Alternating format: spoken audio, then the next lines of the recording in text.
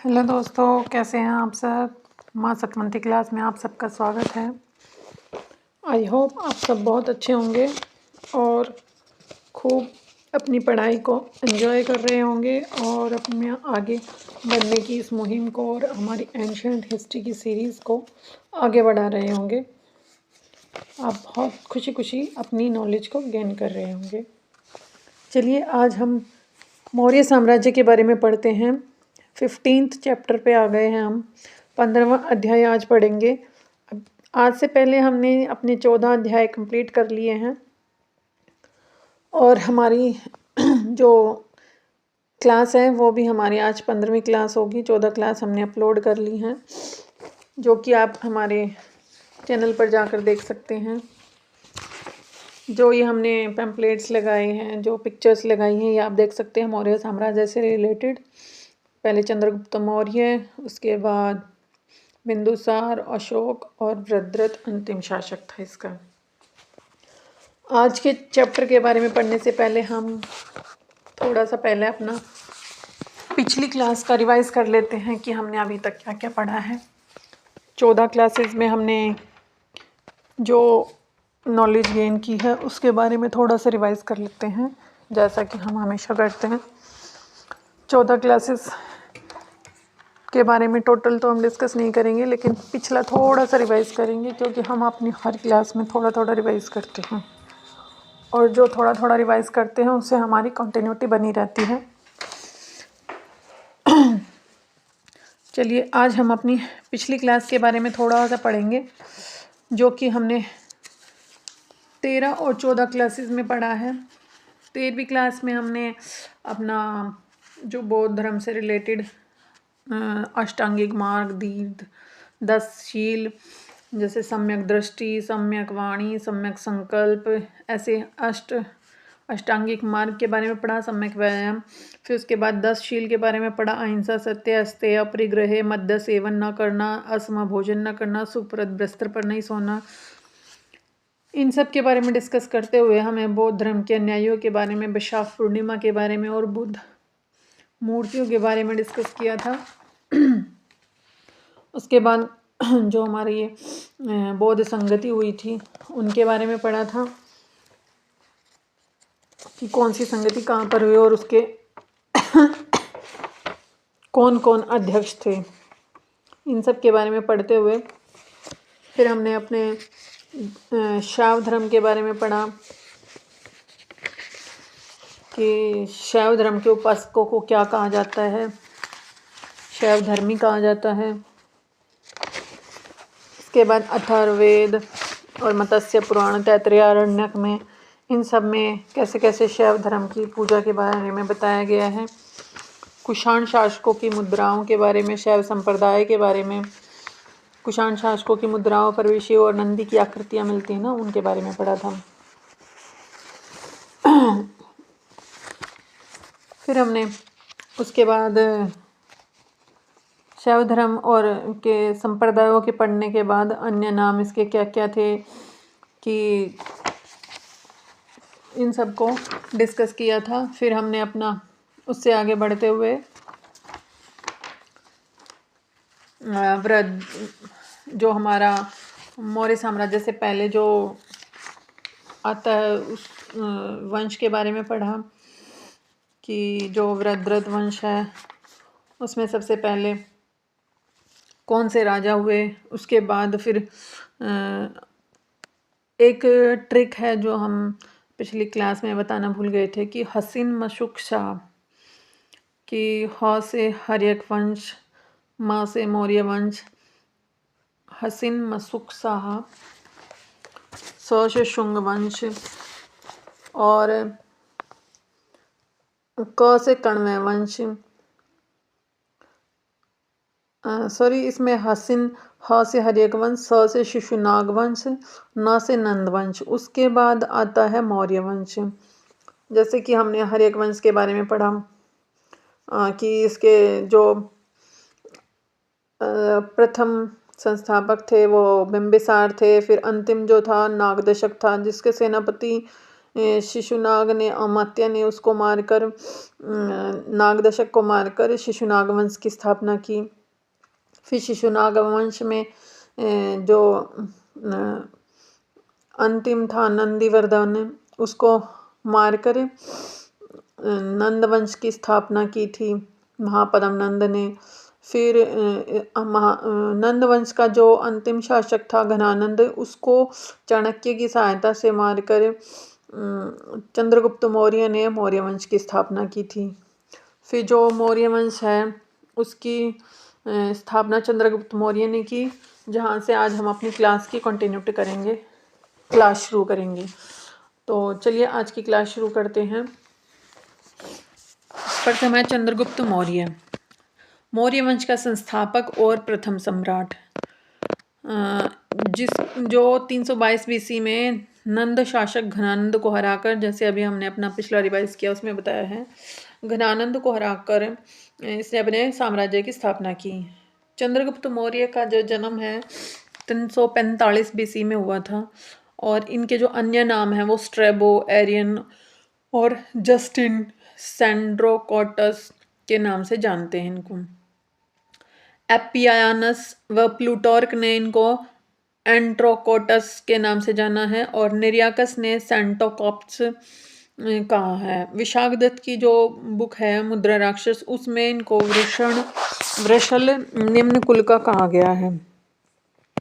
और प्रधानमंत्री जो चाणक्य थे, कौटिल्य, विष्णुगुप्त, इनके कई नाम प्रसिद्ध हैं, उन्होंने, इनके प्रधानमंत्री ने एक बुक लिखी थी जो 15 खंडों में विभाजित है, उसका नाम है अर्थशास्त्र। और जो इनके कार्य और युद्ध थे, तो चंद्रगुप्त मौर्य ने 305 बीसी में सेल्यूकस निकेटर को हराया था। फिर सेल्यूकस निकेटर ने हारने के बाद इनको अपना कुछ साम्राज्य सौंप दिया और अपनी पुत्री कार्नेलिया का विवाह इनसे करने का प्रस्ताव रखा, जिसको चंद्रगुप्त मौर्य ने सहर्ष स्वीकार कर लिया और इनकी पुत्री कार्नेलिया से विवाह किया। फिर दहेज में सेल्यूकस निकेटर ने इनको 4 प्रांत दिए। देखो दहेज की प्रथा कितनी पुरानी है। जब उन्होंने अपनी पुत्री का विवाह उनसे कर दिया तो और कुछ देने की क्या आवश्यकता थी, लेकिन नहीं, फिर भी उन्होंने 4 प्रांत जो उनके क्षेत्र में आते थे उनको सौंप दिए। काबुल, कंधार, हेरात और मकरान चंद्रगुप्त मौर्य को दिए।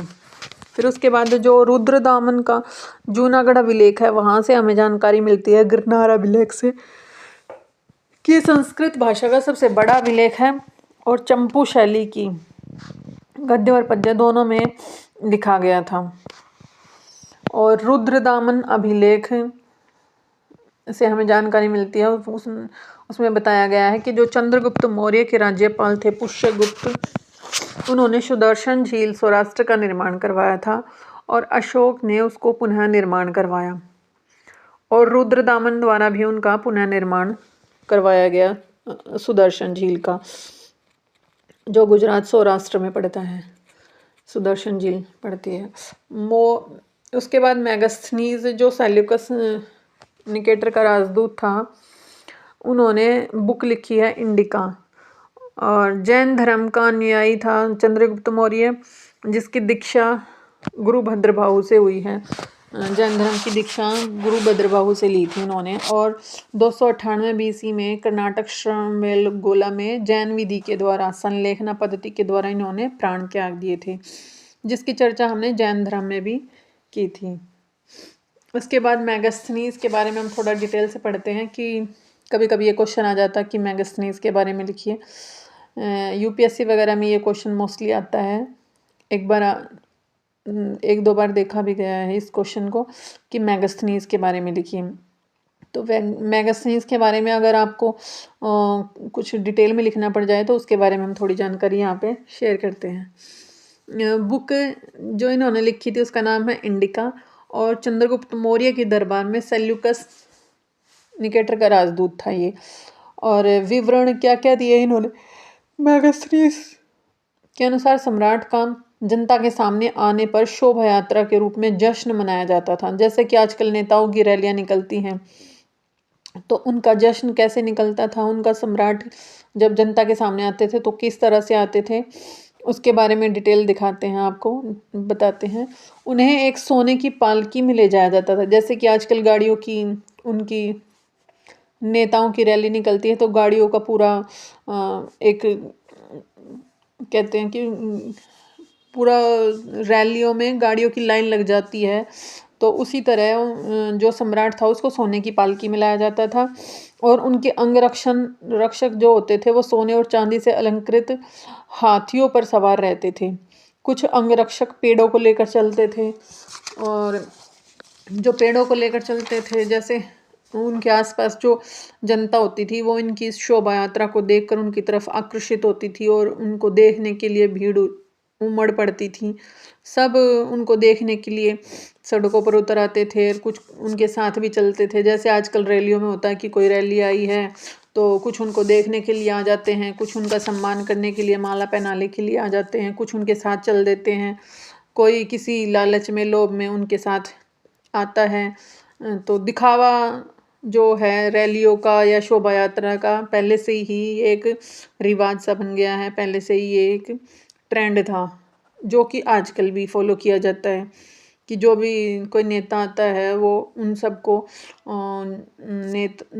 जनता को अट्रैक्ट करने के लिए कुछ नया नया कुछ अपने कारनामे करते रहते हैं, दिखावा करते रहते हैं, जिससे लोग उनकी तरफ अट्रैक्ट हों और उनको ये सोचे कि हाँ ये हमारी समस्याओं का समाधान करेगा, ये एक पावरफुल व्यक्ति है और इसको सब फॉलो करते हैं तो हमें भी इसको फॉलो करना चाहिए। इस तरह से उनकी शोभा यात्रा की कुछ बखान हमने किया है, कुछ और हम आगे डिस्कस करते हैं। चलिए, तो जिस तरह ये नेता अपनी शोभा यात्रा से अपने आप को प्रदर्शित करते थे और लोगों को अट्रैक्ट करते थे अपनी तरफ, तो उस शोभा यात्रा में उनके जो अंगरक्षक थे वो सोने चांदी के हाथियों पर चलते थे और कुछ पेड़ों पर जो प्रशिक्षित तोते होते हैं उनका झुंड रहता था। कुछ पेड़ों को लेकर चलते हैं, उन पेड़ों पर जो प्रशिक्षित तोते होते थे उनका झुंड रहता था जो सम्राट के सिर के चारों ओर चक्कर लगाता रहता था। और राजा सामान्यतः हथियारबंद महिलाओं से घिरे रहते थे जो एक तरह से सिक्योरिटी गार्ड होते थे उनके राजा के, तो वो महिलाएं होती थी। और उनके खाना खाने से पहले खास नौकर उनके खाने को चखते थे और सम्राट लगातार 2 रात एक ही कमरे में नहीं सोते थे। तो सिक्योरिटी पर उनकी मतलब कितना ध्यान रखा जा रहा है कि हर चीज़ को चेक करके सिक्योरिटी के साथ उनके साथ बिहेव किया जा रहा है कि कोई अगर खाने में जहर वहर ना मिला दे तो खाने को पहले कोई खास नौकर चखता था, उसके बाद उन तक वो खाना पहुंचता था। एक ही कमरे में लगातार 2 रात तक सोते नहीं थे कि कभी किसी को पता चल जाए कि राजा इस कमरे में सोता है तो वो नेक्स्ट डे उसके ऊपर हमला कर दे, तो ऐसा भी वो रिस्क नहीं लेते थे। कितनी सारी सिक्योरिटी के इंतज़ाम रहते थे सम्राट के लिए। सम्राट के बारे में ये बताया गया है मेगास्थनीज ने अपनी बुक में कि इतना सारा उनके खास इंतज़ाम होते थे उनके सुरक्षा के लिए। और पाटलिपुत्र जो विशाल प्राचीर से घिरा 64 दरवाजे थे, जिसमें पाटलिपुत्र काफ़ी सेफ कैपिटल इसीलिए मानी जाती थी। और 2-3 मंजिल वाले घर लकड़ी कच्ची ईंटों से बने होते थे। राजा का महल भी काठ से बना है, पत्थर की नक्काशी से अलंकृत किया गया है। यहाँ चारों ओर से उद्यानों और चिड़ियों के लिए बने बसेरों से घिरा है। तो ये सब मैगजीन्स ने अपनी बुक इंडिका में लिखा है। चलिए अब हम बात करते हैं बिंदुसार के बारे में। बिंदुसार जो कि चंद्रगुप्त मौर्य का पुत्र था, 298 BC में से इन्होंने राज करना शुरू किया था और 273 BC तक इन्होंने साम्राज्य को संभाला। अन्य नाम इनके क्या थे? शत्रु विनाशक, अमित्रघात इनको कहा जाता था। और भद्रसार इनको वायु पुराण में कहा गया है और सिंहसेन जैन धर्म में कहा गया है। और 16 राज्यों का विजेता इसको विद्वान जो थे तारानाथ विद्वान, बौद्ध विद्वान थे, उन्होंने कहा है 16 राज्यों का विजेता। आजीविक संप्रदाय से रिलेटेड थे ये, के अनुयायी थे और जिसके आजीविक संप्रदाय के संस्थापक मखलिपुत्र गोसाल को कहा जाता है। और सीरिया नरस एंटियोकस ने डाइमेकस डाइमेकस को भेजा था बिंदुसार के पास। राजदूत था ये एंटियोकस का। और बिंदुसार के पास भेजा था कि मदिरा, अंजीर और दार्शनिक भिजवाए इनके हाथ मेरे लिए। तो कहा जाता है कि इसमें से जो बिंदुसार है उसने मदिरा और अंजीर तो भिजवा दी थी, लेकिन दार्शनिक को भेजने से मना कर दिया था और कहा था कि हमारे साम्राज्य में इसका व्यापार नहीं होता, दार्शनिकों का व्यापार नहीं करते। और बिंदुसार की सभा में 500 सदस्यों की परिषद थी, जिसका प्रधान खल्लाटक कहा जाता था। तक्षशिला सिंधु और झेलम के जो पास का क्षेत्र पड़ता है, कश्मीर जिसको कहते हैं, उसके विद्रोह को दबाने के लिए बिंदुसार ने पहले सुशीम को भेजा था और फिर जब वो उसको नहीं दबा पाया था तो अशोक बाद में उसने अशोक को इस विद्रोह को दबाने के लिए भेजा, जिसमें अशोक सफल हुआ और अशोक ने वहाँ के विद्रोह को दबा दिया था। अब इसके बाद हम अशोक के बारे में पढ़ते हैं। अशोक ने कैसे कैसे शासन किया, कैसे उसने अपने उसके वह किस नाम से प्रसिद्ध था, कब उसका जन्म हुआ, कब साम्राज्य सम्राट बना था। चलिए अब इसके बारे में डिस्कस करते हैं। अशोक 273 बीसी से 232 बीसी तक इसने साम्राज्य पर राज किया और जन्म इसका होता है 304 बीसी में। 269 बीसी 269 बीसी अशोक साम्राज्य का सम्राट बना, मौर्य साम्राज्य का सम्राट बना। इससे पहले अशोक अवंती का राज्यपाल था। अशोक के पिता का नाम बिंदुसार, माता का नाम सुभद्रांगी था, जो बौद्ध ग्रंथ दिव्यावदान के अनुसार है ये। और अशोक के नाम क्या क्या थे, तो मास्की गुर्जरा नेतूर उड़े गोलम लेख में अशोक नाम दिया गया है और कनगन हल्ली शिलालेख कर्नाटक में राण्य अशोक, राजा अशोक नाम दिया गया है और पुराणों में अशोक को अशोकवर्धन कहा है और भ्राबरू अभिलेख में अशोक ने स्वयं को मगध का राजा कहा है। और जो 1837 ईस्वी में जेम्स प्रिंसेप द्वारा प्राप्त ब्राह्मी लिपि का अभिलेख जो मिला है उसमें देव नाम पियदस्सी मिला है। और सबसे पहले जो अशोक के अभिलेखों को पढ़ने की सफलता प्राप्त हुई थी 1837 में जेम्स प्रिंसेप को ही हुई थी। और जूनागढ़ अभिलेख में अशोक को अशोक मौर्य कहा है। और जो अभिलेख लिखने की प्रेरणा मिली थी अशोक को, तो वो डेरियस प्रथम से मिली थी।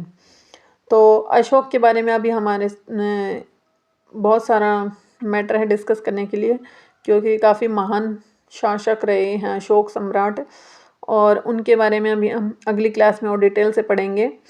ज़्यादा बड़ी क्लास नहीं रखते हैं, थोड़ा क्लास को छोटा ही रखेंगे और नेक्स्ट क्लास में हम फिर से इसको कंटिन्यू रखेंगे, इस चैप्टर को। 16 क्लास में आपसे मिलते हैं और आप सब पढ़ते रहिए और हमेशा खुश रहें। Learn more, grow more. Thank you दोस्तों, हैव ए नाइस डे।